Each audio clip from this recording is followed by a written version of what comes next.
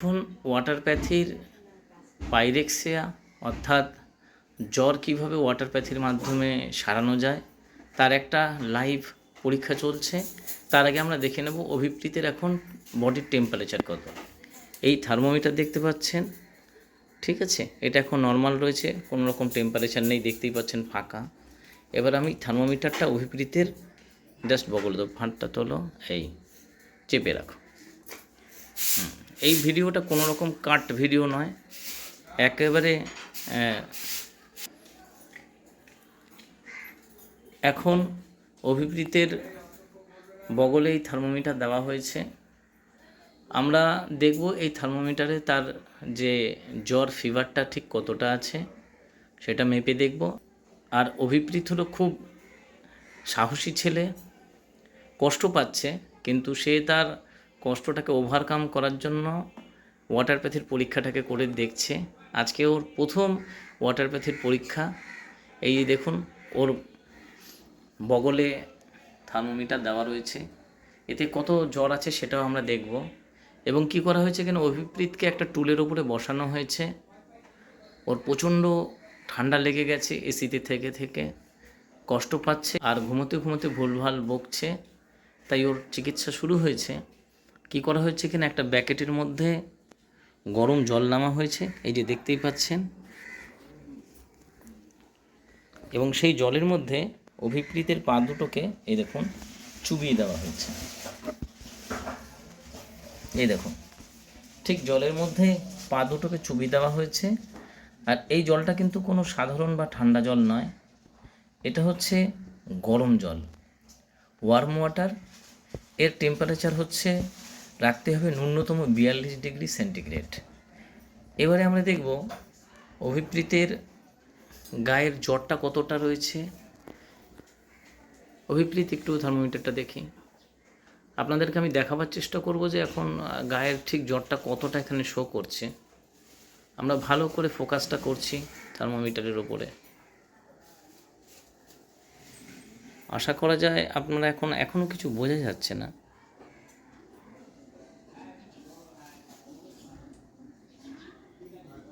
দেখুন পারদের ভাবটাকে আশা করি বুঝতে পারছেন।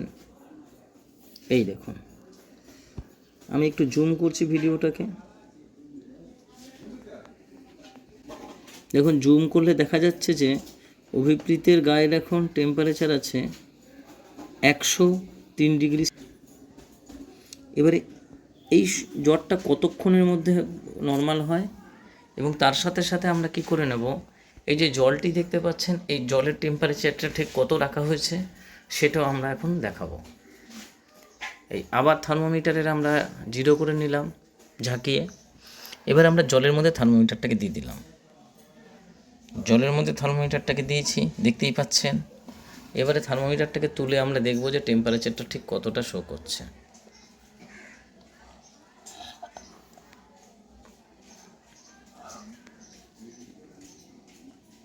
দেখুন লক্ষ্য করলেই দেখতে পারবেন যে এই যে পারদের যে লাইনটা আছে সেটা কিন্তু 42 ডিগ্রিকে ক্রস করে গেছে। দেখুন পারদ বলে হালকা একটু বুঝতে অসুবিধা হবে, এই যে দেখুন 42 ডিগ্রিকে কিন্তু ক্রস করে গেছে। অর্থাৎ এই যে পারদের যে পাড়াটা আছে সেটা ন্যূনতম 42 ডিগ্রি টেম্পারেচার হওয়া প্রয়োজন। এবারে আমরা জেনে নেব যে অভিপ্রীতের এখন এই জলের মধ্যে পা দিয়ে কেমন লাগছে। অভিপ্রীত, এই জলের মধ্যে পা দিয়ে তোমার এখন কি মনে হচ্ছে? এখন একটু ভালো মনে হচ্ছে, কিন্তু আগে তখন আমি এই পাটা দেখেছিলাম তখন আমার অনেক কষ্ট হচ্ছিল। অনেক কষ্ট হচ্ছিল। আচ্ছা, তোমার কি কাশি বা কিছু আছে? হ্যাঁ। আচ্ছা, তোমার কি এই জ্বরের জন্য কি অন্য কোনো রকম সমস্যা হচ্ছিল? হ্যাঁ হচ্ছিল। কি হচ্ছিল একটু বলো। কানটা বন্ধ হয়ে গেছিল একটা, আর কান নাক দুটোই বন্ধ হয়ে গেছিল বাঁ দিকে। আচ্ছা, তো তোমার এই যে শরীর খারাপটা কি করে হলো? শরীর বেশিতে থেকে ফ্যান চালিয়ে জোরে জোরে সাইকেল চালাই, যে সেই হাওয়াটা লেগে আমার এই জ্বরটা হয়েছে। আচ্ছা, তুমি কোন ক্লাসে পড়ো? আমি ক্লাস 3-তে পড়ি। বাহ, এখন কি পরীক্ষা চলছে? হ্যাঁ। আচ্ছা, তুমি যে এই ওয়াটার প্যাথিতে বসেছো তার জন্য কি তোমার কি কোনো কষ্ট হচ্ছে না তো? এখন হচ্ছে না, কিন্তু আগে হচ্ছিল। আচ্ছা, মানে যখন তুমি জলের মধ্যে তোমার পা দুটোকে ডুবিয়েছিলে তখন কি প্রথমে কোনো অসুবিধা হয়েছিল? না, অসুবিধা হয়নি? একটুকু অসুবিধা হয়নি নাকি? না একটু তো হয়েছিল। একটু তো হয়েছিল। প্রথমে কি ভয় লাগছিল? হ্যাঁ। আচ্ছা, তো এই মুহূর্তে দাঁড়িয়ে তোমার কোনো কষ্ট হচ্ছে না, তাই তো? হ্যাঁ। একটু কি পায়ের মধ্যে কি আরাম লাগছে? হ্যাঁ। শরীরটা কি একটু ভালো ভালো লাগছে? হ্যাঁ। আচ্ছা, কোনো সমস্যা হলে কিন্তু জানাবে, ঠিক আছে? হ্যাঁ। অভিপ্রীত খুব ভালো ছেলে। ওয়াটার প্যাথিকে আরও বেশি করে প্রচার করাবার জন্য তার প্র্যাকটিক্যাল নলেজগুলো সে নিচ্ছে। দেখতেই পাচ্ছেন গরম জল, এবং এই জলটা কিন্তু বেশ ভালো গরমই রয়েছে। প্রায় 42.5-এর উপরে টেম্পারেচার রয়েছে। এবং দেখুন ঠিক এইভাবে পা দুটোকে ব্যাকেটের জলের মধ্যে চুবিয়ে দিতে হবে। তাহলে পরে কি হবে কি না, কোনো রকমভাবে জ্বর আর দ্বিতীয়বার আসবে না।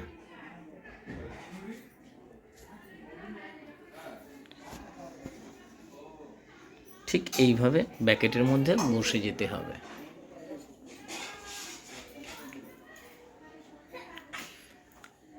ভিডিওটা একটু লম্বা হয়ে যাচ্ছে, সেই কারণের জন্য আমরা কিছুক্ষণ পর 10-20 মিনিট পরে আমরা অভিপ্রীতের আবার টেম্পারেচার চেক করব এবং দেখব যে ওয়াটার প্যাথি করে অভিপ্রীতের জ্বর কমলো কি কমলো না।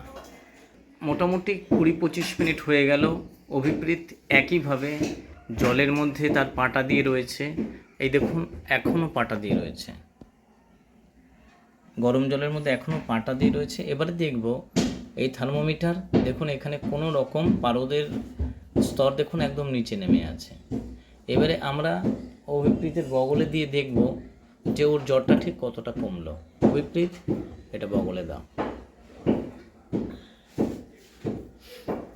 অভিপ্রীত অনেক বীরত্বের পরিচয় দিচ্ছেন। বাচ্চা ছেলে, তার জ্বর হয়েছে অথচ প্যারাসিটামল খায়নি, এবং প্যারাসিটামল না খেয়ে কীভাবে জ্বরটাকে কমানো যায় বা সারিয়ে ফেলা যায় তার জন্য অভিপ্রীত দৃঢ় প্রতিজ্ঞ হয়েছে। এবং একটা বাচ্চা ছেলে হয়ে বিজ্ঞানের স্বার্থে নিজেকে কষ্ট সহ্য করে এই ওয়াটার প্যাথিকে এগিয়ে নেওয়ার জন্য মূল্যবান পরীক্ষাটা করে দেখছে। ঠিক এই একইভাবে যেভাবে অভিপ্রীত করছে, মনে রাখতে হবে যে বাচ্চা বলে কোনো সমস্যা নেই, কোনো সমস্যা হয় না। যখনই জ্বর হবে প্যারাসিটামল খবরদার খাওয়াবেন না। বডির দরকার হচ্ছে টেম্পারেচার, তাই বাইরে থেকে এক্সট্রা টেম্পারেচার দিন। এবং ঠিক এইভাবে পাটাকে উষ্ণ গরম জলের মধ্যে, যার টেম্পারেচার হবে ন্যূনতম 104 ডিগ্রি বা 40 ডিগ্রি সেন্টিগ্রেড, আর ম্যাক্সিমাম জলের টেম্পারেচার রাখবেন 42 ডিগ্রি বাচ্চাদের জন্য। তাই থার্মোমিটার দিয়ে বারবার করে টেম্পারেচারটা দেখে নেবেন। এবারে আমরা দেখে নেব যে অভিপ্রীতের জ্বরটা কমলো কি না। কারণ যখন অভিপ্রীতকে ওয়াটার প্যাথিতে বসানো হয়েছিল তখন তার জ্বর ছিল 103। এবারে দেখে নেওয়া যাক যে থার্মোমিটারে পাড়াটা ঠিক কোথায় এসে স্পর্শ করেছে। আমরা ভালো করে একটু ফোকাসটাকে আনার চেষ্টা করব, একটু সময় লাগবে।